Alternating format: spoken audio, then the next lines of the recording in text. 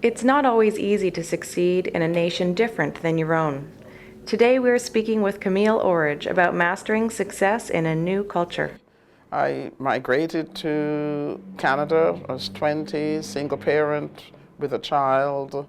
Started working in the hospital as as a ward maid at the time, and have pretty well worked my way up through the healthcare system. Went back to university, got a master's degree, and just I've always been in healthcare. I think the reason they hired me into this job was because I was known to all the sectors. Because I had, in my previous role, I was the CEO of the Community Care Access Center. And in that role, interacted right across the sector.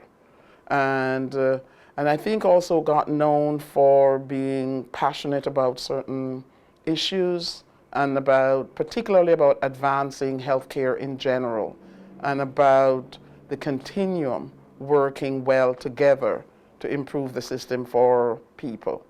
I'm opinionated, I'm passionate, I listen, I definitely am respectful, so I will argue with individual, but not necessarily be disrespectful or individual. For me, I also want to make a difference, and I want to encourage people to make a difference. The biggest obstacle or challenge is moderating cultural adjustments. I'm Jamaican.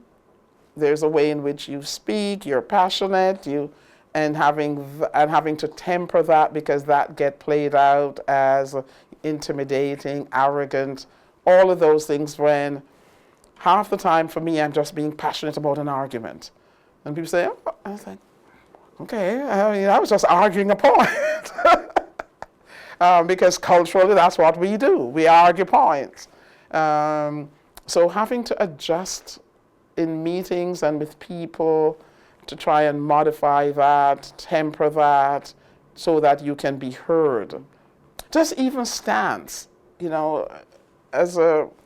it's funny, but as a Caribbean or as a black woman, African, there are certain natural poses.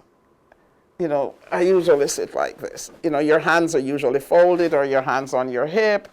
Those are natural. In this context, I learned that those are perceived as aggressive. So, for example, I have a niece who is in healthcare who I think is quite bright, quite articulate, going places, or could go places, and she run into some of what I consider some of the similar barriers. And so what I do is work with her to try and say, here is how you could ask the same question, but word it differently. Here is how you could challenge, but not take it on as a direct challenge, but not back away from it either. So that an example that I would give her is to say, instead of saying to other staff members, come on, you're not getting your job done, let's move, let's go, is to say, that patient out there if we need to improve that person's experience. Or what do we think that person is experiencing? And what can we do to make that different for that patient? I think we need to get going so that patient doesn't have to wait for another 15 minutes. So get to the same place, but find another way of doing it instead of the directness, which is more our cultural comfort zone. I guess that's the biggest learning for me is if I want the other person to hear in order to engage, what do I have to do to ensure that what I'm saying is being heard?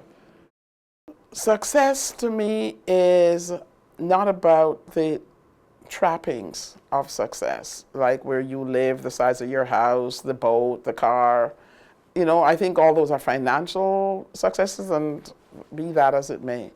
I think success for me is being able to make a difference, to look back and really see that you contributed to a change for the population, for the community, for an agenda, for a product line. But it's change that is beyond just the individual, for me, is a marker of success. Another marker of success is when you look and can see a range of younger women or women in different roles that you have connected with over time and played a part in assisting them. So to me, that's success. If it's only personal and about me, I'm glad, I'm happy, but that's not my measure of success. I love what I do. I like what I do. I am fortunate in that I have a number of family and friends, so I have a good support system. And that for me is my other success. You know, I have a real tight family, blood family and chosen family, because I think those are wonderful. If you're inspired and ready to advance your career, ask about our course designed around the lessons from Canada's top 25 women of influence.